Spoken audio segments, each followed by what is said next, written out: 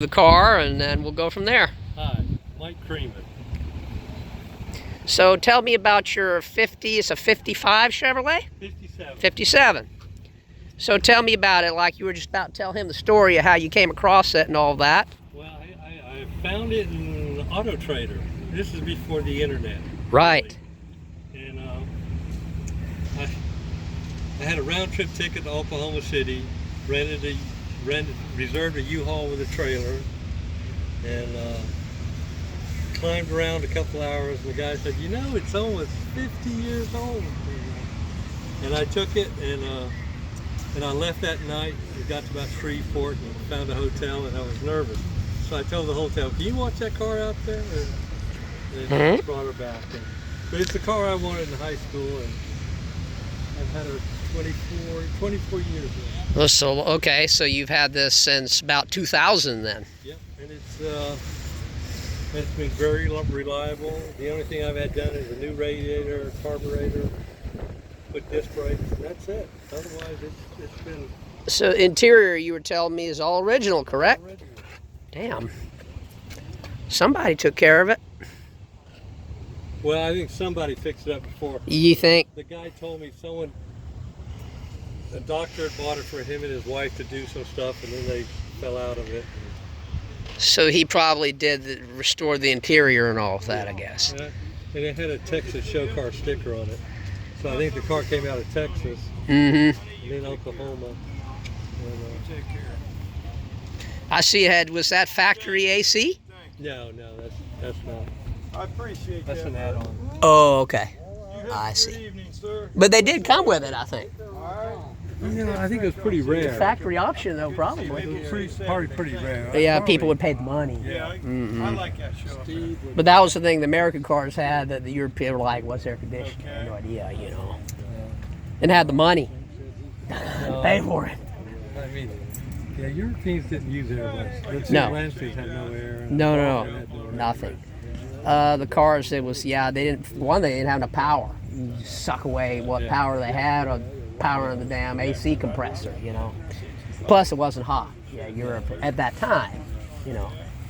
And also the financial aspect of it, same reason they didn't have automatic transmissions, cost more. Yeah. So that was, you know. Well, one time in Sweden, you had to take the driver's test with a manual. Yeah, well, yeah, I'm sure all of Europe, I think, is that way. May still be, as far as I know.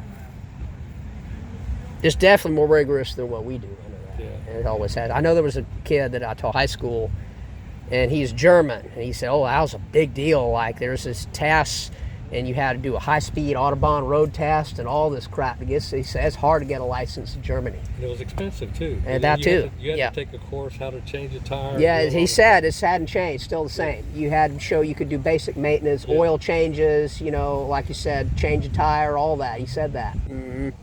Before you can get licensed, you had to show you could do basic maintenance on the car. That was another thing you had to show. Our hardest thing is parallel parks. Right, yes, if they even do that. I can tell, when I got my license, I went over here, there was a guy in the car with me. We drove around the block. That was it. Yeah. And then I think I drove like a mile on 3rd Street and back, and I showed I could stop at a traffic light and at a stop sign. That was literally about it. That was the sum total of the driver test on road. You know, it's crazy. Like, I could have been completely incompetent, you know, but getting your license. Well, of course, you know, here, states, you can't survive without. Really, I mean, not easily. You can't survive without one.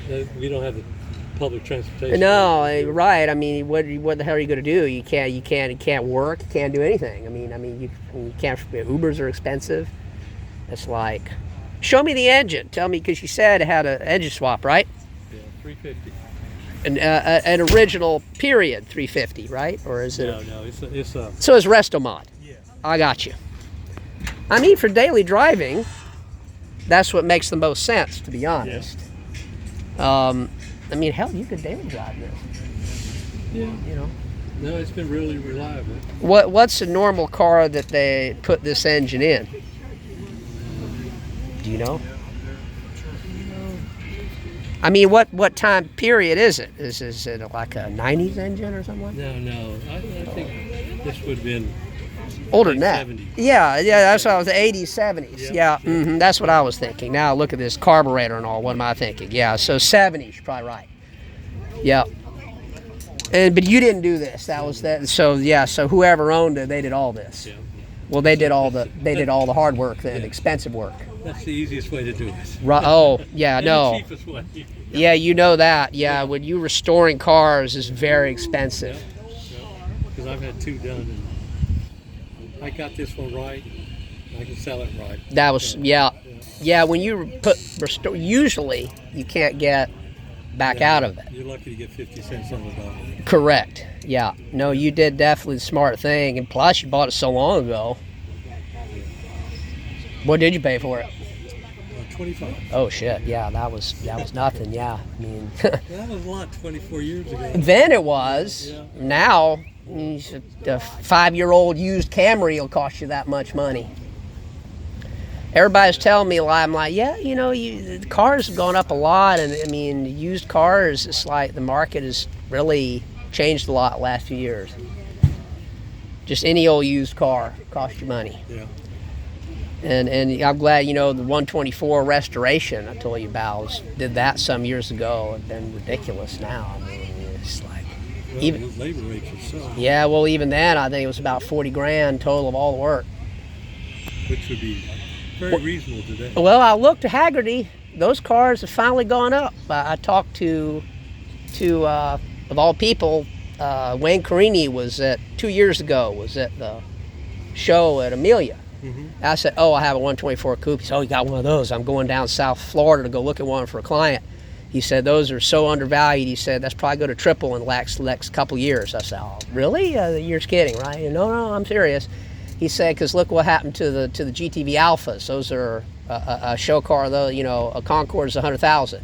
He said, those are 20. He said, which is about half to a third of what it should be worth. He said, so those easily 50 to 70, and I looked on Haggerty, 40,000 now for one. Surprised. Fulvias have gone up a lot last 2 years. So you're smart to hang on to it. Is this a 56? 7. 7. I was close. Restomod. And the cool part was that he bought it like this, so he didn't have to do all the investing the money to do all, because to do this costs a ton of money. How much do you think it would cost to do something like this? Today? Probably at least 75. That's what I would think. It would be 75 to 100, yeah. So that's a smart way to do it. Smart way to do it. I mean, it looks great. It's like sitting on your couch driving a boat. Is it that comfortable, huh? Yeah. Really? I'll be damned.